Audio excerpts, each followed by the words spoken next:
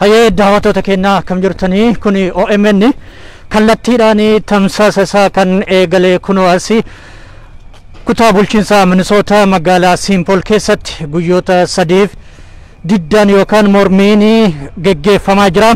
Sababni mormii kanaatis guyyaa dheengaddaa jechuun caamsaa 25 bara 2020 ajjeechaa lammii gurraacha George Floyd irratti poolisii adiidhaan raawwatame wal qabate haala kanaan mormiin guyyoota sadiif geggeeffamaa jira. Iddoon qabeenyaa hedduun baay'eenis barbadaa'ee jira. Yeroo ammaa kana akkuma argitanii magaalaa St. Paul keessatti karaa yuunivarsiitii daandii yuunivarsiitii irratti jechuudha yuunivarsiitii Avenue irratti dhukaasa hamatu jira. Yeroo ammaa kana akkuma arginu poolisoonni biyyattii hedduun nagaa eegsistoonni dhukaasa roobsaa jiranii akkuma argitan kanatti akkasumas immoo namoonni hiriira irratti hirmaatan halkan qixxeedhaan haala adda addaatiin dhagaa darbachaa jiraachuu isaaniitu mul'ata. Akkasumas immoo sagalee isaanii dhageessisaa jiranidha. Egaa kan argitan kun karaan hundi kallattiiwwan garaagaraatiin cufamee jira. Tarii nu seensisuu dadhabuun ni mala. Iddoon hundi haala kanaan karaan cufamee mormiin jajjabaan geggeeffamaa jira. Yeroo kana jennutti ammoo mirgi lammiilee biyyattii kamiyyuu kabajamuu qaba. Lubbuun nam tokkootis kabajamuu qaba jechuudhaan kan lammiileen biyyattii haala kanaan ba'anii halkan qixxeedhaanis mormii isaanii geggeessaa jiran. Mormiin kun guyyaa dheengaddaa irraa jalqabeeti guyyoota sadiif geggeeffamaa kan jiru haala kanaan kana fakkaata jechuudha. Akkuma arginu naga eegdonni yookaan poolisoonni biyyattiitis karaa kanaan cufanii naga eegaa jiru. Sochiin tokkos akka hin jirredha. Gama kanaan ammoo ibiddi barbadaa'aa jira. Kunis qabeenyi wayii akka gubachaa jirudha kan argaa jirru. Humnoonni balaa ittisaa konkolaattonni bishaaniin wantoota gubataa jiranii fi iddoowwan daldalaa hunda gubataa jiran dhaamsaa jiru. Kun yeroodhaa fi asii walakkeessa St. Paul keessaa jennu malee magaalaa Minneapolis fi St. Paul bakka hundatti kan wal hidhateeti haala kanaan rakkoon geggeeffamaa jira. Egaa yeroo kana jennu immoo dhukkubni COVID-19 harka kennachiisuu dhabuudhaan lubbuun nam tokko maaf karaa hin malleen ajjeefamaa yookaan maaf darba jechuudhaan kan lammiileen biyyattii hundi karaa irratti ba'anii mormii isaanii dhageessisaa kan jiranidha. Lubbuun nam tokkootiif jecha immoo qabeenyi hedduun barbadaa jiraachuu fi lubbuun namaa gatii qabaachuu isaa ragaan kan agarsiisu haala kanaan humnoonni poolisii humna guddaadhaan itti bobba'anii nagaa kana eegsisaa jiranii. Kanaan alatti ammoo bulchiinsi Minnesota humnoota waraanaa Minnesota itti dabaluudhaan akka nagaa eegsisaniidhaa fi guyyaa har'aa kan murtaa'edha jechuudha. Kanaan dabalatee ammoo bulchiinsi federaalaatis akka humna dabalataa gargaarsa bulchiinsa Minnesotaatiif taasisu guyyaa har'aa kan dubbatamedha. Egaa kanaan wal qabatee lammiileen Oromoo haala nageenya isaanii akkamitti jiru kan jedhuuf lammiilee Oromoo keessaa kan dubbifne qabna asitti argamuu na biratti mee haalli Minnesota keessa jiru isin waggoota dheeraaf as turtaniirtu haalli amma ta'aa jiru kun hoo maal ta'aara akkamitti geggeeffamaa jira maal argitu isin? Haalli ammaan tana godhamu baay'ee nama gaddisiisa akka nama biyya ambaatii biyya kana dhufeetitti biyya ambaa biyyuma ambaati namni sila biyyuma ofiitiin mala haalli amma namicha kana irra godhame akka du'a hoolaa morma isaa irra ta'anii micciranii akka nama hoolaa hatuutitti lubbuu isaa bahuun jibbinsa adiin gurraachaaf qabdu waan ta'eef ummanni keenya sabni keenya ummanni biyya keenya Oromoo ta'es Itoophiyaan guutumattu biyya ofii biyyuma ofiitiin malti. Namnillee biyyaan tola ulfinillee salphinillee biyyaan tola ofiillee biyya keenya yaadannee ilmaan teenallee gara biyya keenyaatitti yoo irraa hafnu taate akka deeffannu isiniin jechuu barbaada. Hawaasni keenya ummanni keenya jabaattanii haala mijeeffachuudhaan wal jajjabeessuudhaan wal to'achuu qabna wal hubachuu qabna yaada walirra naanna'uu qabna haala rakkina dhibee amma jiruuti illee wali dhufuu illee dadhabnu telefoonaan wal qunnamuu qabna.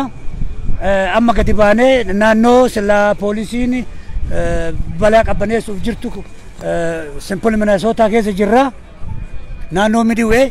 Kanaafuu jecha ummanni keenya qoqqoballee ijoollee keessanillee eegaatii manaallee hin bahinaati. Haalli hammaataadha. Manni gubachuu jira, qabeenyi gubachuu jira. Kanaafuu jecha wal jajjabeessaa wal to'adhallee garuu haalli biyya ambaa maal akka ta'e arginellee qarallee hin beekna qaamaan agarree nurrallee geette ilmaan teen akka irra hin geennetti itti yaadallee itti hubadhallee biyya ofii badduun qabdu. Kanaafuu michuu biyya gandaa irra badduu biyya ofii wayyaa badduu iyyuu mituu teennaayyuu kanaafuu jecha ummanni keenna jabaannee quboolaa qabaannu jabaannee fuuldura keenna ilaalcha keenna haala keenna gara biyya keenna yoo dudeeffannee baay'ee bareeda isiniin jedha ilmaan teen asi guddifannee asi biyya kana jiraatanii biyya ambaa kanatti biyya isaanii taatiin yoo obsobne malee hin ta'u. Kanaaf jecha jabaadhaatii walaa to'annuu walirra haa naannofnuu walaa ijaarruu gara fuula biyya teennaatitti akka deebinutti haa hojjannuu koominiitiin haa qindoofnu akka biyyaatiin haa qophoofnu. Kanaafuu jabaadhaa biyya ambaa biyyuma ambaatii akka adiin jibbiinsa nama gurraachaaf qabdu du'a namicha gurraachaa irratti agarree akka hoolaa nama hoolaa hateetitti muquqaalanii jilbaan morma isaa caccabsanii hidda isaa kukutanii uduu fincaa'u uduu dhiinni afaanii funyaan hin jigu lubbuun keessaa baate baay'ee nama gaddisiisa. Mee yeroo kana jennu ammoo jennu kanatti kuni lubbuu nama tokko irratti biyya Ameerikaa keessa kan raawwatamedha. Biyya keenyatti hoo namni haala adda addaatiin ajjeefamaa akkatti nama biyya keenyatti dhumaa jiru hoo maal jettu? Kunillee ka biyya keenya dhumullee sirrii miti waan san mootummaan sirreeffachuu qaba. Namoonni waan san dalaganillee yoo jiraatan of qoqqobuu qabanii biyyi keenya nagaa argachuu qabdi. Wal dhagahuu qabdi wal ijaaramuu qaba.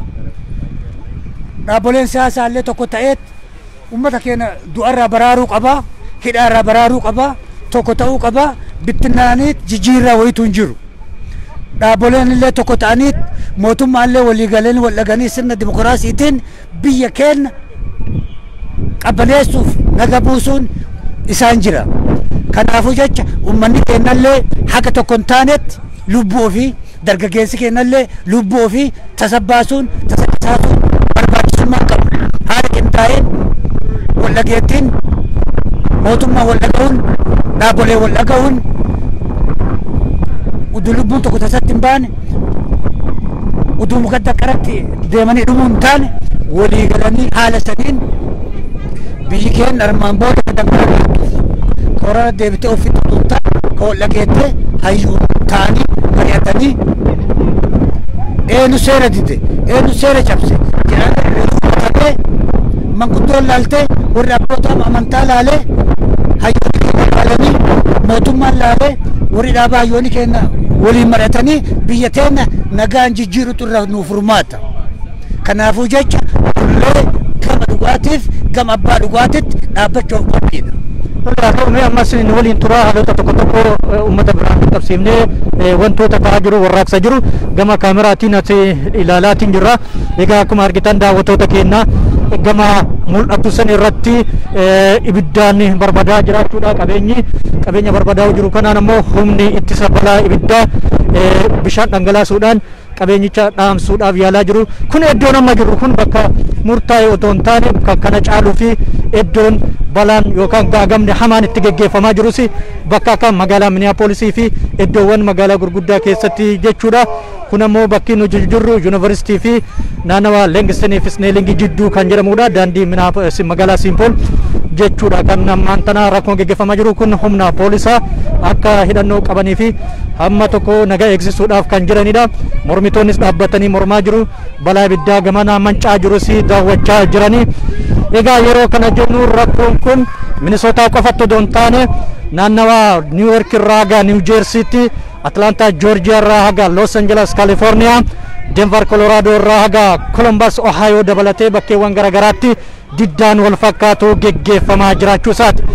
Kana jechuun ammoo nama tokko lubbuun darbeef jecha guutuu biyyattiitti raafamni kana fakkaatu geggeeffamuun isaa dhuguma nam lubbuu nam tokko qofaaf osoo hin taane tarii kuufama sanyummaa baroota dheeraatiif tureenis kan wal qabate ta'uun shakkiin jiru ni dudubbatama.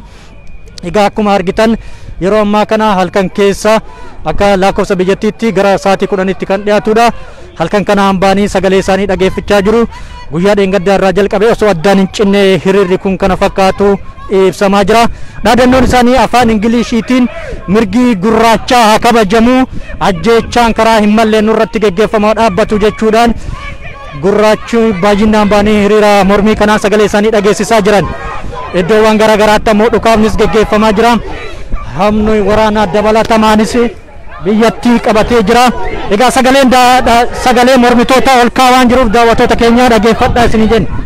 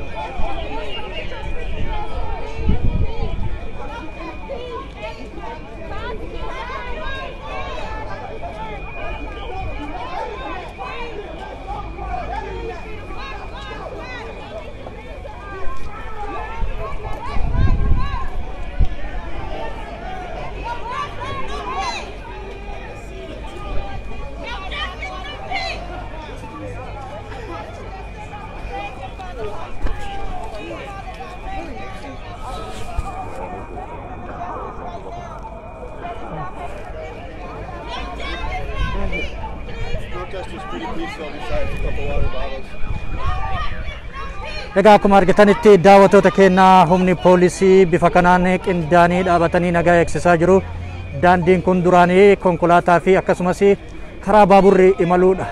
Yeroo ammaa kana mormii wal qabatee konkolaataas ta'ee sochiin baaburaa akka hin jirredha karaa kanarratti yookaan daandii kanarratti.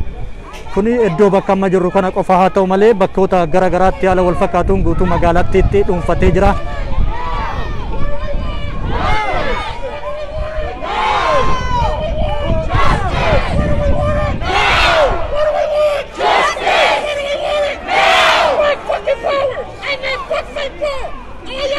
Egaa dhaadannoon amma dhageessifamaa jiru Ingiliishiidhaan maal barbaannaa kan jedhu hirmaattonni ammoo jalaa haqa barbaannaa kan jedhudha. Yoon barbaannaa amma barbaannaa kan jedhudha dhaadannoon isaanii.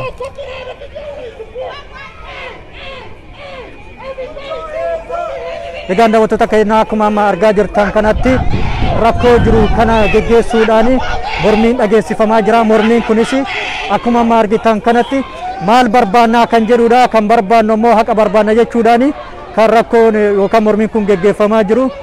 Egaa akkuma argitanitti yoon barbaannaa kan jedhu ammoo ammaan kana barbaannaa kan jedhudha jechuudha.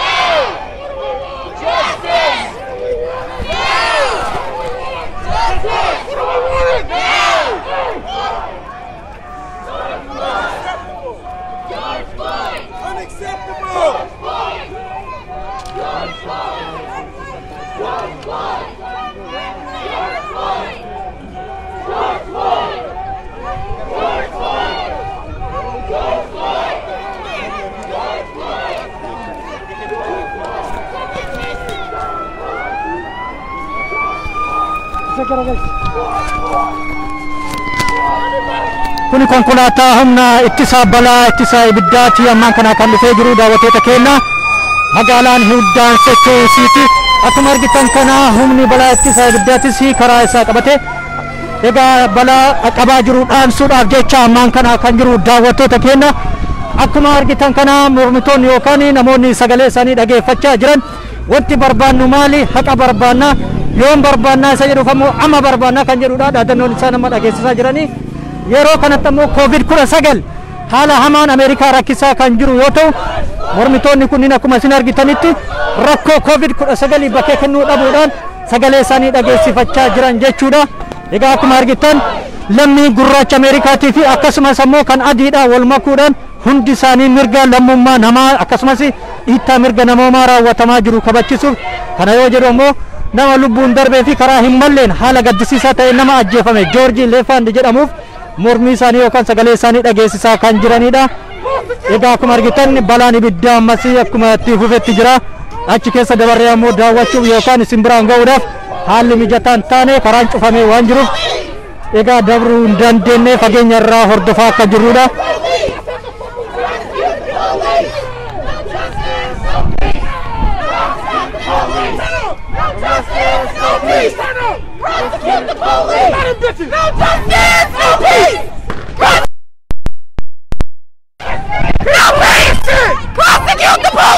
Egaa daawwattoota keenya dhukaasni gamanaan dhagamaa akka jirudha. Humni poolisii dhukaasaa dhageessisaa jira. Tarii mormiin kun oowwaa akka deemuun humni namaatis dabalaa jira. Ammaan kana halkan keessa sa'aatiin gara Minisootaatti sa'aatii akka lakkoofsa Minisootaatti jechuudha sa'aatii 10 fi daqiiqaa 6 halkan keessa jechuudha. Sa'aatii 10 jechuun akka lakkoofsa Itoophiyaatti ammoo sa'aatii 4 jechuudha halkan keessa.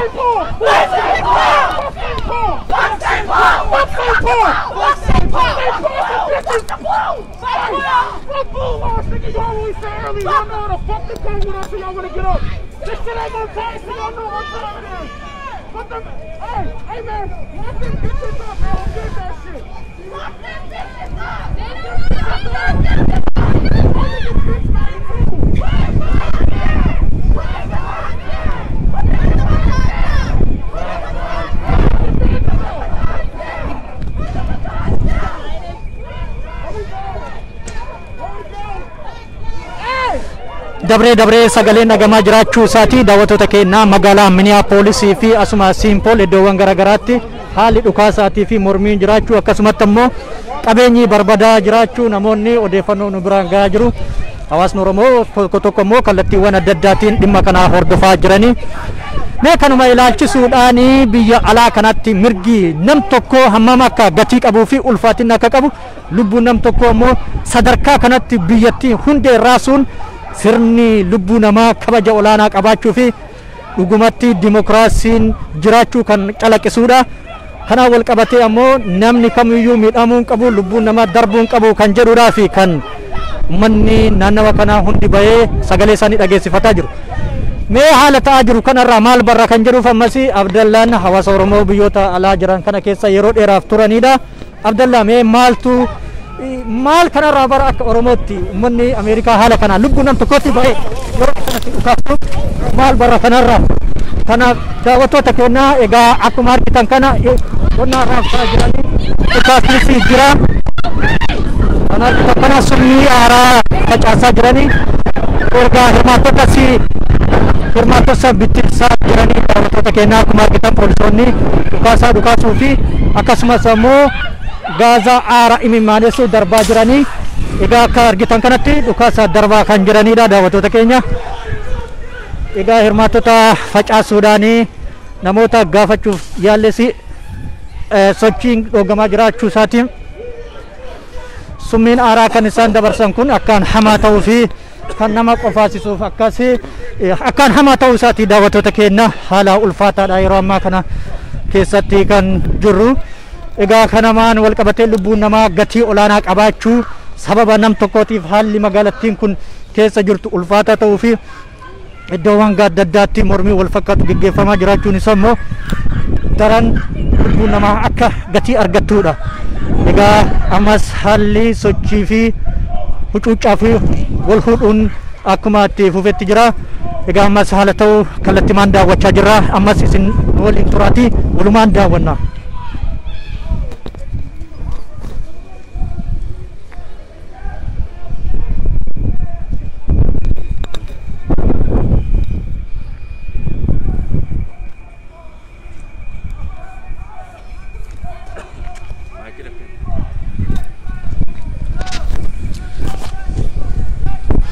yaa akkuma argitan kana gartee baay'ee waan garaa nama nyaatu uummanni mirga isaatiif falmachuuf bahee aara gartee nama boochisuuf nama qufaasisuuf uummata irra darbaa jiranii uummanni as qofaa miti filaa adda addaatitti baheetiin jira. Amma yeroo kanatti ammoo as naannoo kanatti St. Paul University Avenue irratti uummanni haga ta'e wayi asitti baheetiin jira. Ammoo haa ta'u magaalaan lakkuu Minneapolis St. Paul karaa maraatiinuu uummanni qoqqoodamee baheetiin falmachaa jira. No justice, no peace jalaa jira. No justice, no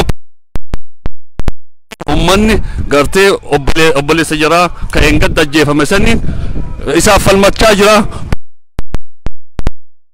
Wow.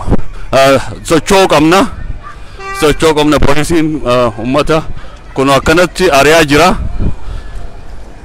Uummanni mirga isaatiif gartee waan gadda ta'e qofaaf duun taane yeroo dheeraatiif amata dheeraatiif nama gurraacha biyya kanatti haala maleen karaa garaa nama nyaatuun ajjeesaa ba'anii kun nurra haa dhaabatu waan jedhuun uummanni falmataa jira.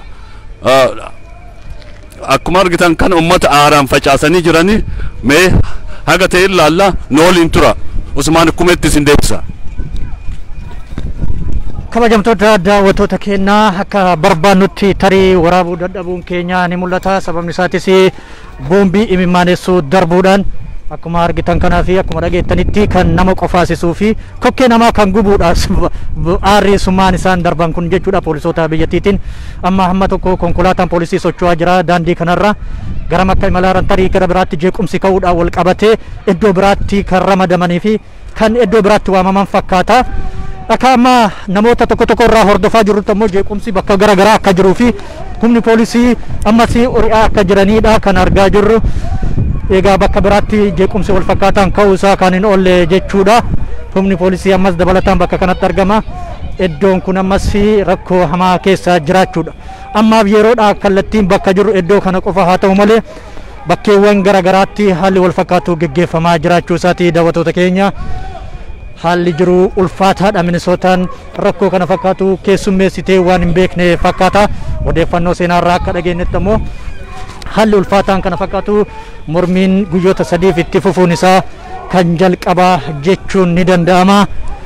Taateen haala gaddisiisaa ta'een lammii gurraacha Ameerikaa irratti poolisii adiidhaan morma rajjatee guyyaa dheengaddaa caamsaa 25 bara 2020 nama George Freeland jedhamu irratti raawwatameen kan wal qabate haalli hokkaraa hamaan kun kan uumamedha jechuudha.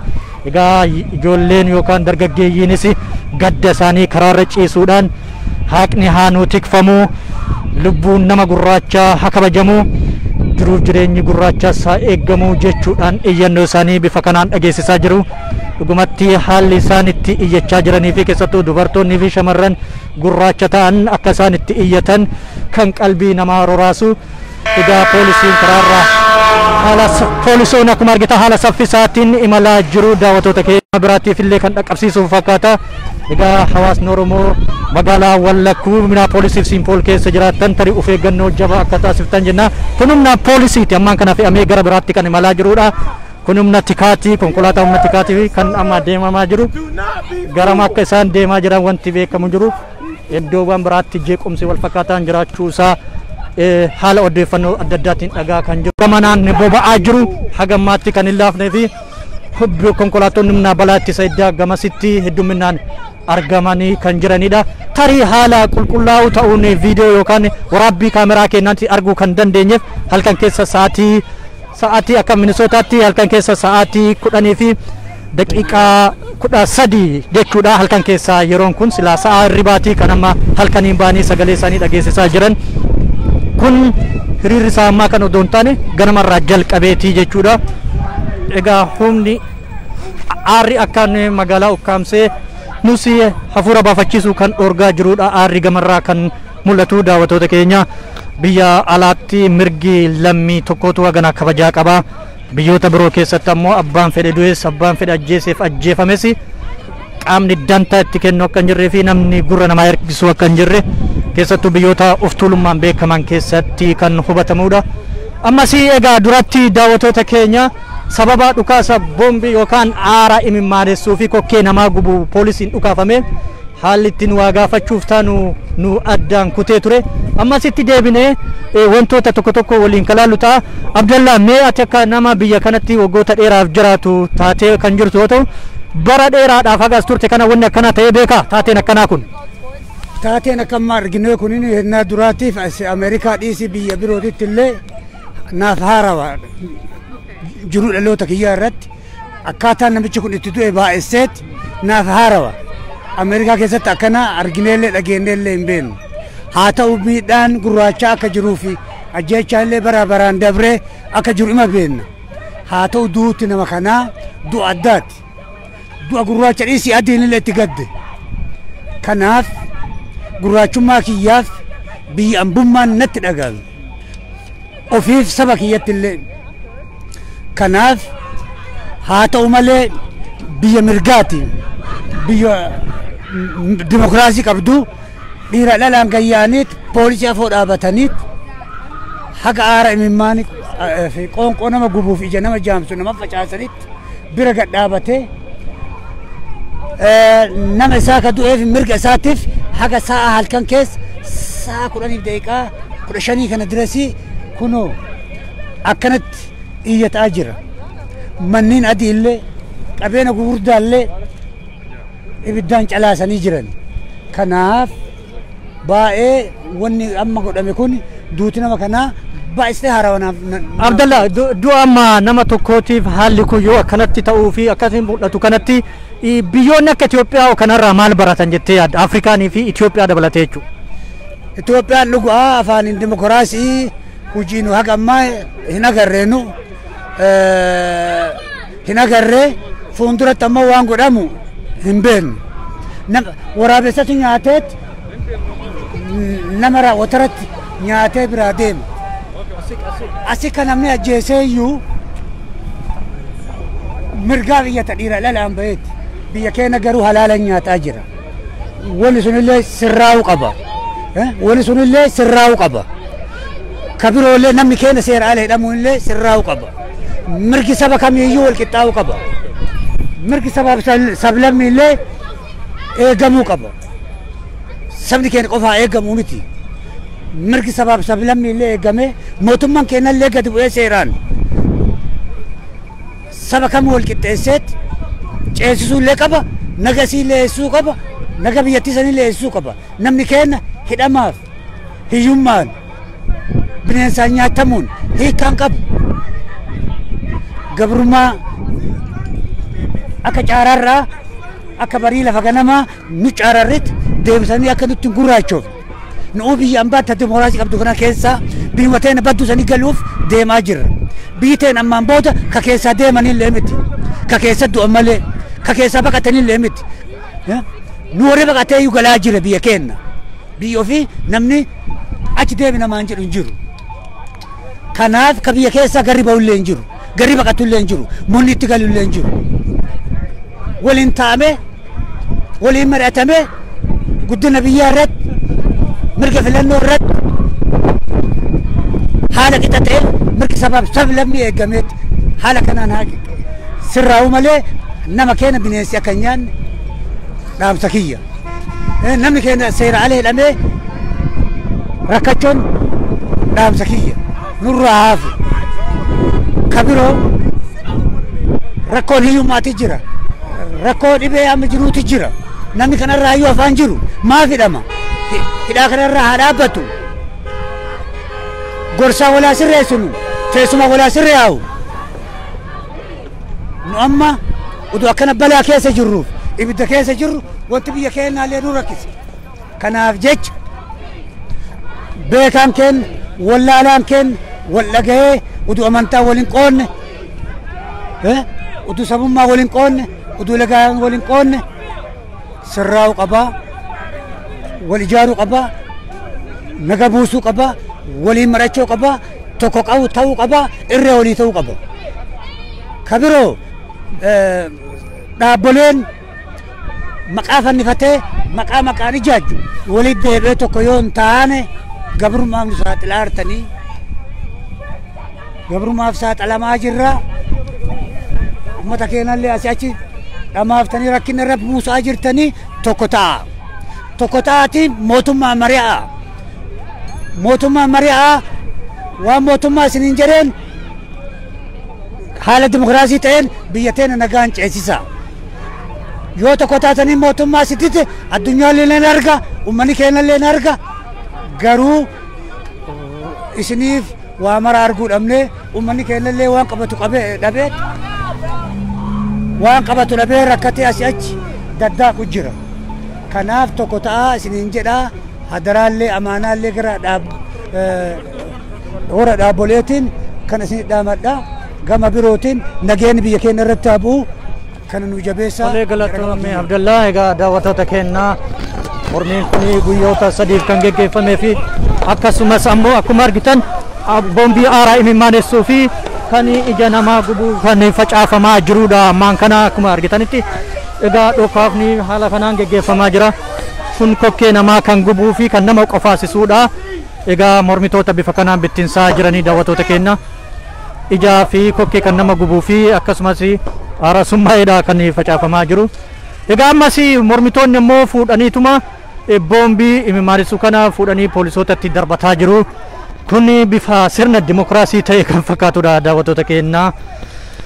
Egaa guyyoota sadiif mormiin kan geggeeffame biyya sirna dimokiraasii kana keessatti yoo ta'u gama biyya keenyaatti yoo deebinee kan gulaalluu fi xiinxalli taate bara 2015 gincirraa kan eegalee mormiin amma gara jalqabaa 2018tti yoo xiqqaate lammiileen Oromoo 5,000 oltu wareegame.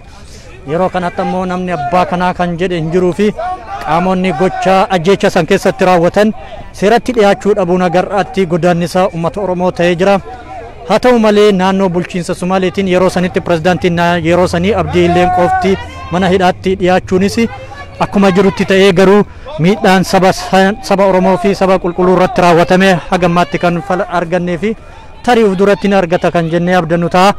Kana yoo kaafnu waa malee miti Ameerikaa keessatti namni tokkochi guyyaa dheengaddaa haala malleen ajjeefamuu wal qabate mormii fi jeequmsi kana fakkaatuu fi qabeenya hedduun barbadaa'u guyyuma kaleessa namni tokko hiriira irratti kan lubbuun darbe dabalataan ta'uusaa hagana lubbuun namaa gatii qabaachuu isaati Ameerikaa keessatti. Kanaaf wanni kaafne Ameerikaa fi Itoophiyaa wal bira qabnee madaalchisuuf qofa otoo hin taane eessayyuu haa ta'u nama kamiyyuu taanaan lubbuun kamuu wal qixa ta'uu isaati.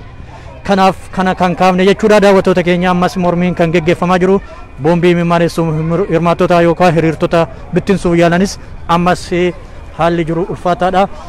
Bakkeewwan adda addaatti haalli jiru wal fakkaachuu fi magaalaan kun guddaa ta'u magaalaa Lakkuun jedhama.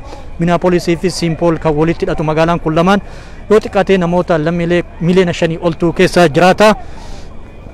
Magaalota kanneen keessatti immoo iddoowwan adda addaa fi daandiiwwan garaagaraa keessatti mormiinii fi diddaan geggeeffamaa kan jiraachuu fi akkasumas iddoowwan daldalaa baay'een gubachuu isaati. Guyyaa kaleessa amma fakkeenyaaf sa'aatii akkanaa irratti magaalaa Minneapolis keessatti waajjirri poolisii guutumaan guututti ibiddaan barbadaa'uu isaatii fi iddoon daldalaa baay'een isaa manca'uu isaati.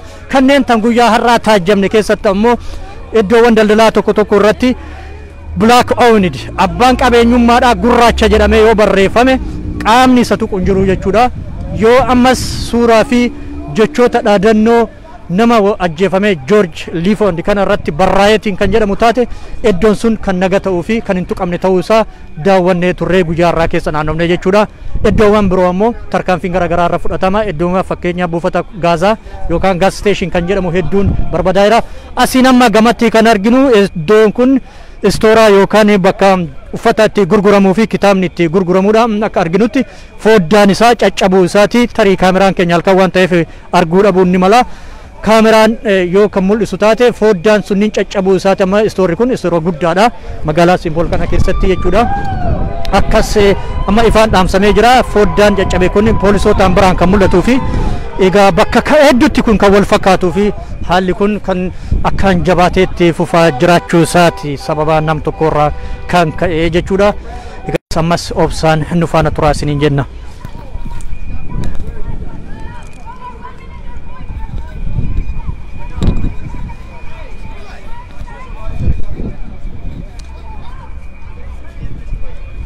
Haala ammaaf jiru kana fakkaata. Gartee magaalaa kana keessatti magaalaa Lakkuu keessatti bootaa gartee fulaawa adda addaatitti uummanni akkana baheetiin poolisii afoo dhaabateetiin mirga isaatiif falmataa jira. waan kun waan dhaabatu fakkaatu of dura borullee iftaallee waan deemu fakkaata ammaaf yuunivarsiitii Aveenuu irratti ka jiru kana fakkaata poolisoonni dhufaa jiranii gartanii fulaa adda addaatii dhufaniitiin ummata bittinneessaa jiranii waan deddeemaa jiru kana akkuma argitan kana magaalaa gubatte fakkaata aarri gartanii qilleensi akkuma jiruun magaalaa gurraachessee jira haga yoomi akkanatti akka deemu hin beekamu waan baay'ee ajaa'ibaati ummanni gartee mirga isaatiif falmachuuf waan danda'u maraan bahee gurraachan jedhamu adiin illee baateetiin mirga namummaatiif falmataa jiranii mee walumaan haa turru waan ammaan booda jiru walumaan haa daawwannu isiniin jala nu waliin tura.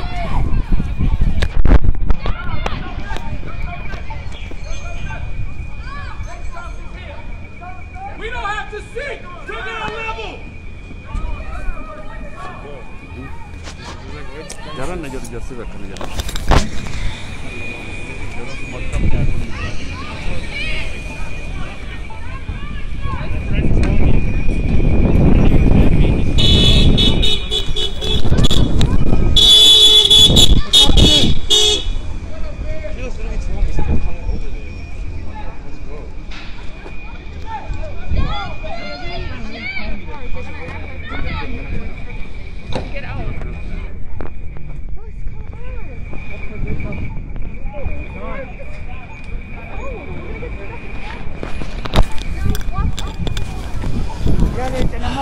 Hayyee kabajamtoota daawwattoota keenyaa haalli tokko amma waan tasgabbaaru fakkaataa iddoo amma jirru kanatti tarii miira keessa seenuu dhabuudhaan yookaan suuta jedhanii kan hokkara kaasanis ta'uu mala ammaaf egaa nutis hamma danda'ameen waraabbii keenya kan waraabbanne egaa kanaan goolabaa jirra maal jennaan gaazaa yookaan boombii summeessaa ta'ee summeessamee darbuudhaan kamera maanin keessatti haalaan qofaa jiraachuu isaatiin wal qabatee haalli hojii keenya irratti gufuu ta'eera summiin gamanaan ammoo wanti gubataa jiru akkuma arginu kana gamanaan kan gubataa jiru aarri isaa akkaan ulfaataa ta'uu fi ija nama riksiisuu isaati akkasumas kokkees nama gubaa jiraachuu isaati wanti gubataa jiru kan biraan immoo dabalataan boombii imimaanessu lafatti darbuudhaan inni kun boombii imimaanessu turee kan darbameetiin jedhe akkuma argitan kana daawwattoota keenya kun lafatti kan namaan kopheen tuttuqaa jiru kun boombii imimaanessu inni kun haalaan keemikaala hamaa fi summaayaa kan ta'edha kan heddumminaan darbamaa jiru kanaaf yeroodhaaf hojii keenya dhaabuu keenya asumaan subachiifnaa kanneen biyyoota garaagaraa irraa nu daawwachaa jirtan ulfinnaaf kabajaa isiniif qabna akkasumas ammoo COVID-19 irraa of eeggannoo taasisuudhaan manuma keessan turaa jenna akkasumas hawaasni Oromoo naannawa magaalaa Minisootaa keessa jiraattan magaalaa Lakkuu jechuudha of eeggannoo akka cimsitan asumaan isin gaafachaa gama kiyyaan turtii gaarii halkan gaarii